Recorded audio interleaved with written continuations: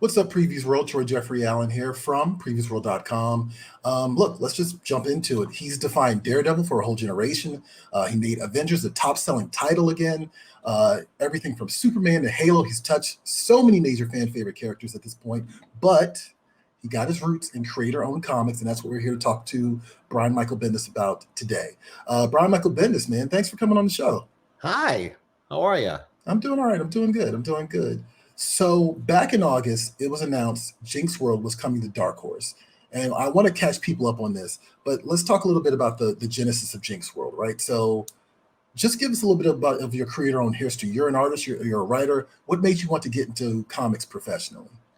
Well, like almost everyone who's ever held a comic book in their hand, that special energy, that special story energy that you get from a comic that you can't get anywhere else, it just hit me like a truck when I was a kid. I was one of those like kids who just was alone in the room with their comics for a little bit, and it changed my life. It was like a window to a world of imagination and artistry like I had not seen before. And as soon as I had figured out that it was a job that you could have, that this was a way you could make a living, making people feel this way. Yeah. I was like, yeah, let's figure out how to do that. That sounds absolutely. Yeah, it was a young age. I talk about this in my TED Talk. I stood up at the Passover table at like 8 years old or something and said, I'm going to be the artist of Spider-Man. And I got pretty close. You got close. You had a great run of Spider-Man. Considering all the obstacles, the thousands of obstacles in front of this 8-year-old at the table and Marvel Comics, I did pretty good. Hey, look, I'll tell you right now, your Spider-Man made me like Spider-Man. So I'm glad that you made that declaration. That's awesome. Thank you. And I just whatever this Ross Andrew comic I was holding, however it made me feel, I'm like, yeah, I would like to figure out how to do this. And then you start seeing the names in the credits and saying, well, who's responsible for this feeling that I had? Yep. And then you're like, all right, that's to me, George Perez and Bruce Springsteen were equally famous. Like they were equally a part of my childhood. And I spent every single moment trying to figure out how to get from A to B, how to do it, how to, and it was harder. This is pre-internet because I love to date myself, but like, it almost like you're an archaeologist looking for information about how to make comics, like little articles in Comic Scene magazine and so it was a journey, but I got there. I finally met my peers and, at a comic show, I met almost everyone I'm making comics with today. And, we started making comics together, both individually and together. And before we even really understood what creator-owned comics was and what the power of it really is, like almost like all of how special that space is, we just were making them because we're like, well, we want to make comics and you just can make it yourself. Right. So from high school on up, I was making comics as best I can. All the while, it was like a mixture. I was like trying to get Marvel's attention. Like in high school, I was like, why hasn't Marvel hired me? Like I was completely flabbergasted. I would walk around all day going, I can't believe they haven't hired me yet.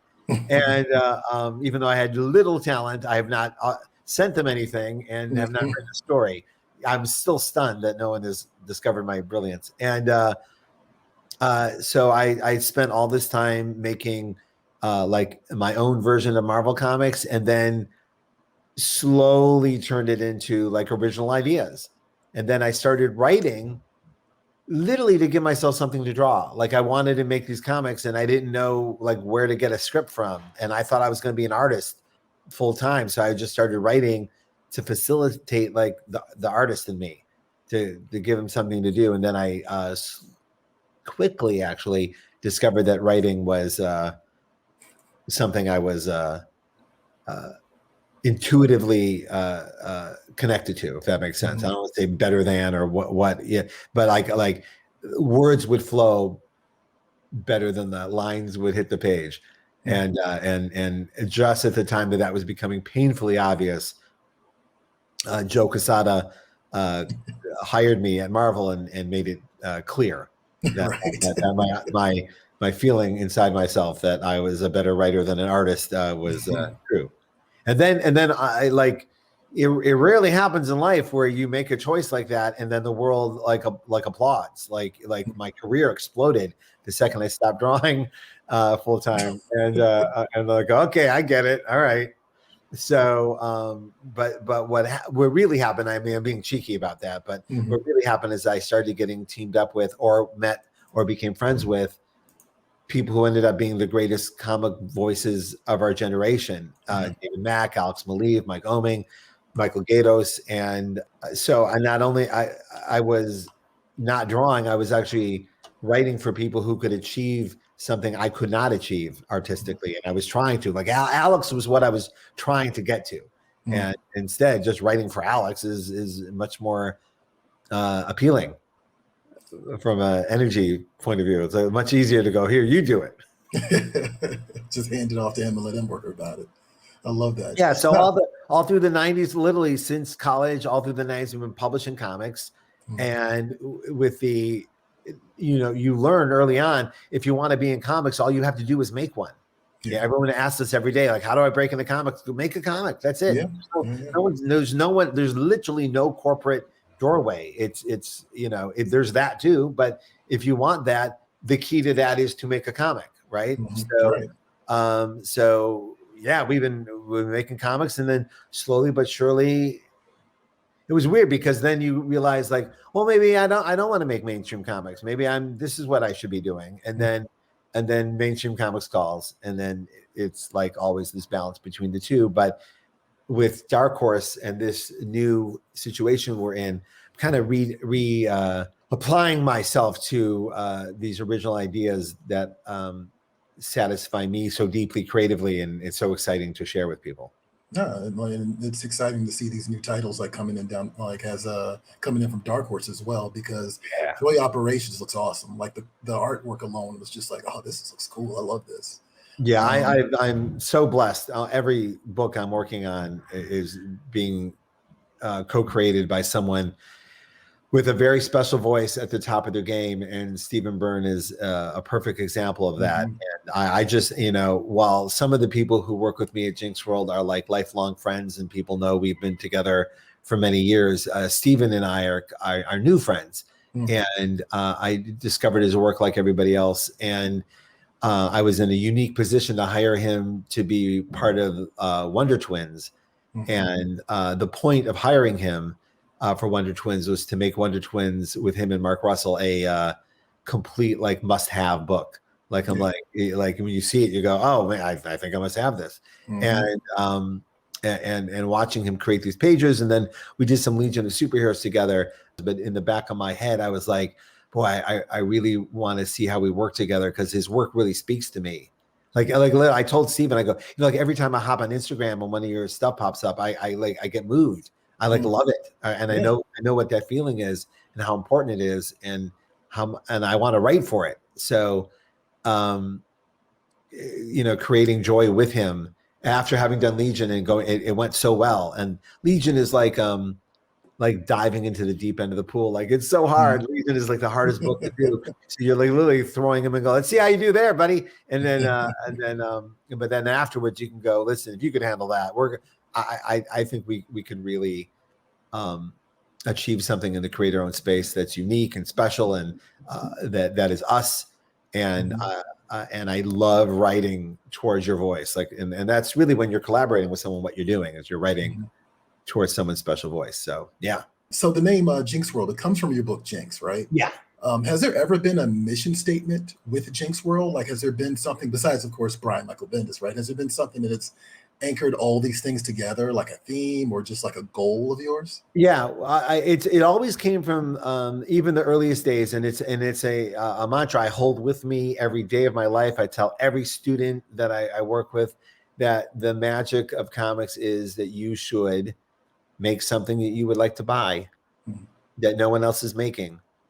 And I happen to have a wide berth of things that I buy, but also I tend to really enjoy creators that are walking their tightrope. They're out of their safe space. They're trying new things. They're delightfully scaring the shit out of themselves in front of us. I grew up with it, and all of my heroes did it, and I try to apply that philosophy to everything we do. And it really comes down, would you buy this? Yes, then great. Like if you take your name off of that, and that's what I'm saying. Like, I love my work, I would buy all of it. No, I'm just saying, if you heard this idea and saw the imagery, would you buy this book? And if the answer is yes, then you should show it to people. And if the answer is no, then don't. And so yeah, so I really try to apply that philosophy to push myself creatively as hard as I can, while at the same time being entertaining, because you are, asking people to buy this. So you would like to entertain them and show them something they haven't seen before, hopefully, while at the same time be delighted where they are and not like bummed out. So, what made you bring Jinxworld to Dark Horse? Because I read that, Dark Horse had been courting you for a while, but what made this the right time? Well, this is awful sweet. And I always feel like a little braggy about this, because I understand it's an enormous privilege I found myself with. But particularly when we were being published in the 90s by a company called Caliber Press, and they were a cool indie comic company that actually ended up being the first work published by many of the biggest voices of comics today. And but they were like a really small press. And then we would, of course, look at Dark Horse like, I want to go to there. They were like, Dark Horse had become a real thing for the first time. They had their Legends line with Frank Miller and John Byrne and Mike Mignola. Right. And you're like, man, they were doing Hard Boiled. And I was like, man, that's the place. Look at that. And and also I ended up becoming like good friends with some people there. Number one, just because I was, entering the business, but I had become really good friends with Diana Schutz, who was executive editor and editor-in-chief there for a while. And I had met Mike Richardson over the years quite a few times, and we had been part of projects together. And he expressed the desire to have me there. And I just, the stars never aligned. And then when I was leaving Marvel in 2018, I was literally going to call them to say, hey, were you serious? And then DC's offer became something we had to take very seriously. Yeah. But I there was in my heart, I'm going to leave Marvel, do work at DC, and do create our own books at Dark Horse. And then DC came in hard to bring Jinxworld to them, which I of course appreciated tremendously. And I was so grateful for the opportunity to make that dream come true as well. So when DC shifted gears again, it was time to find a new home. And I at the same time, but regardless of my relationship with Dark Horse had been behind the scenes treating a lot of my favorite people very well. Mike Oeming had published Victories there. David Mack had done the Kabuki Library there and all those covers for Neil Gaiman. And they were just reporting to me that it was like a very healthy, safe space. And it makes me so happy, because not every space is. And I was like, oh man, that's great. I'm so happy to hear. So when it was time to call them, it was the easiest call in the world, because by their treatment of all my friends, I was just, I have, let's make this happen. So yeah, I've been there, even though you just heard about it in August. We've been together for quite a few months. In pandemic, I wasn't really always interested in announcing things. It was just like, every day felt like something terrible was going on, and let's wait till we're ready. Let's wait till we have our books in the can, as they say. So hoping that things would lighten up a little bit so we can celebrate our love of craft and our new characters that we love so much. So your first book is Joy Operations, your first book with Dark Horse, right? Let's talk a little bit more about that. Tell us about the story. What is the story behind this? Well, Joy Operations is a story of Joy Corrigan, and Joy Corrigan is an envoy, which you find out is kind of like a special guardian of what we call a trust, which we soon find out is a corporately owned city. So imagine a world like 55 years from now, where the major cities and major areas of population have been bought up or consumed by major corporations and redesigned and reestablished, and lifestyle is put forth. And for most, it's a good experience. It's capitalism meeting some of the people's needs while other needs are not being met, and how these trusts are built and who's doing it and what's behind them is all what we're going to show you when we open up. But what we have is this character study of Joy Corrigan. And we meet her at a moment of immense crisis. Something really shocking happens that we want to save for you when you read it. It was a narrative idea that I was very, very excited about that I hadn't seen in any comics. And I ran it by all my friends going, has anyone tried this before? And we hadn't really found anyone who had done it. So I'm excited to show it to you in the first issue. Now, I'm hesitant to even say there's a surprise in the first issue narratively, because now you're looking for it. And what I want is really for people just to experience it. But that's not how, things work. But anyway, there's a technique in the comic that I've never done before that I'm excited to show you. And it's all in service of Joy's character. So much like, Jessica Jones and Scarlet and characters like that, it's really about her and her world and the world around her. And I know people have enjoyed our character studies in the past. I'm excited to bring you this new idea, all wrapped around this brand new world that Stephen has built. And with every issue, we really try to build on the surprises. I will tell you, for people who are feisty about their sci-fi, so am I. I'm so it's a genre I have just a lot of frustration about, and I dance around it sometimes in my mainstream work. That my philosophies and theories about what I like and don't like about science fiction.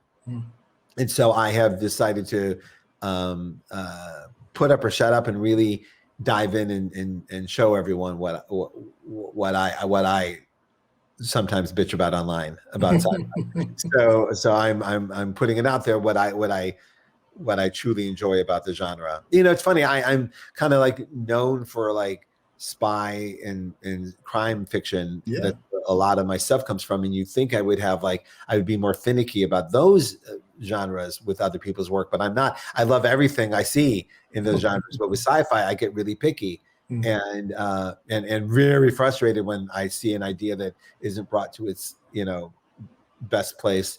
And yeah, so I put that as my personal mantra behind Joy, not only to service Stephen and his vision, but to really try something with the medium that would shock and delight me if someone else did it. Actually, let's talk about Pearl since you brought it up. So you're teaming back up with Gatos on this, right? Yeah. I'm so happy people are enjoying Pearl because I love her and doing this book so much. Everything about it is a challenge to me personally, creatively. I'm completely out of my safety zone, while at the same time Gatos, I'm I don't even know how to ask it again. He just hit this extra level with his artwork. We've been working together since college, and he just exploded on Pearl, and I'm so happy to be part of it. It's just beautiful. It's amazing. So and it's a real creator own. I came to him with an idea and he added ideas to it that I would never have thought of. And it also came out of a surprise place. That wasn't what I was originally going to write about. And then, something else was almost handed to us. It was just a great experience. So it's a modern day Yakuza story taking place in San Francisco about a girl named Pearl Tanaka who wants to be a master tattoo artist like her mother, but also finds out that her mother was a very rare, unique, badass female Yakuza boss. And from there, now that her mother is gone, she has to navigate this world that she was sheltered from. It's kind of hard to describe it as it's more comedic than you might think it is. It's more romantic than you might think it is, but it's our attempt at a cliche-free story that sometimes is cliche-ridden, and that's an American Yakuza story has filled with cliche images and terrible representation. And we wanted to attempt some observed character study and at the same time some badass shit that we hadn't seen done before. Yeah, awesome. No, and also you got Cover with Mac again. Like, and then Yeah. both of these books already came out to other publishers before, but you're bringing them to Dark Horse. Yeah, well, They and also we're doing new continue? chapters. There's a new Okay. volume of Pearl coming at Dark Horse, fully painted by Michael Gaydos. There's a new volume of Cover coming by David Mack. And while we're working on the second volume of Cover, we're also working on the HBO Max animated pilot presentation with Rooster Teeth. So I have just this week seen beautifully animated David Mack watercolor work. It's really, I hope it gets to see the light of day. We're still in the early stages of it.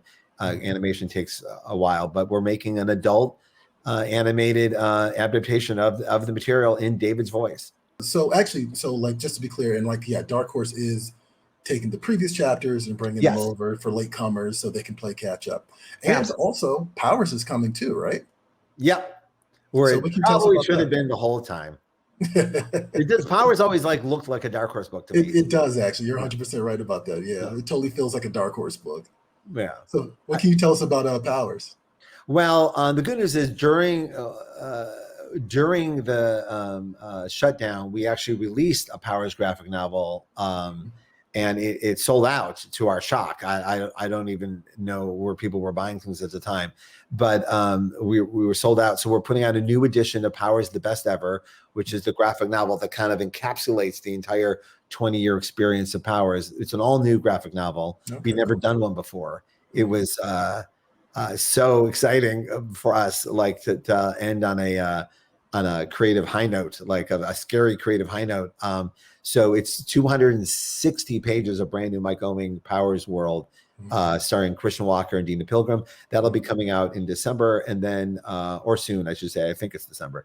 And then we're putting out like those awesome Dark Horse library editions of Powers, not unlike the way they do for Black Hammer and Hellboy and some of our favorite comics, because Dark Horse makes amazing collections. Everyone knows it. So what other collected editions are coming? Look, I'll tell you right now, I read Fortune and Glory while I was in film school, and it kind of helped prepare me for what would come down the line. So are we going to see stuff like that coming from Dark Horse? Absolutely. And not only that, I'm actually physically, as we're speaking, working on the sequel. Okay. Yeah, I had tweeted a few months ago, someone had posted like the clip of the Spider-Man musical on Jimmy Kimmel, which you have to see to believe. Like people, you see, you go, wow, okay, that's really what everyone said it was. And I worked on that musical years before, and it's like a little secret story filled with goodies that I haven't shared much. And I decided, and I tweeted, hey, maybe I should write a 400-page graphic novel, Fortune and Glory style, about my 2 weeks working on this play. I only worked on it for 2 weeks, but the graphic novel would be 400 pages long. And I joked and went to bed, and I woke up to like 2,000 likes and went, oh, maybe I should do that. And then I started thinking about it, and it really allowed me to focusing on the musical and the almost cartoonish disaster that it was allows me to really focus on that time period of my life in that form that I wanted to. The rest of it is really interesting, but I'm not sure it was like dramatically interesting. So other than, that was cool, I got to make some comics. It's not, that's not worth putting down on paper. But with the Spider-Man musical and all the stuff that went around it, I thought I could express that pretty cool. So yes to Fortune Glory coming from Dark Horse, and a sequel sometime in the next couple of years, because I have to relearn how to draw that little bobblehead of mine. Actually, yeah, it's been a while. How long has it been since you drew a comic or something published, I should say? 1999. Really? It's been that long. Wow, that's crazy. Okay. Well, again, every time I sat down to type, either Marvel or I would introduce me to, or I would meet one of the best artists in the world. Like, why would I draw if I got Mark Bagley's gonna draw it? Yeah. That's amazing. I would much rather read that. Anyway, do you still doodle or anything like that? No, I would draw all the time, and I because I came into comics visually. Like some writers come in with a script. I came in as an artist, so Right. Yeah. I don't know how to unhook the visual component from the way I'm telling the story. Yeah. It sometimes involves me overwriting a little bit, which when I don't mean to, only because I just, I want to help the artist as much as I can.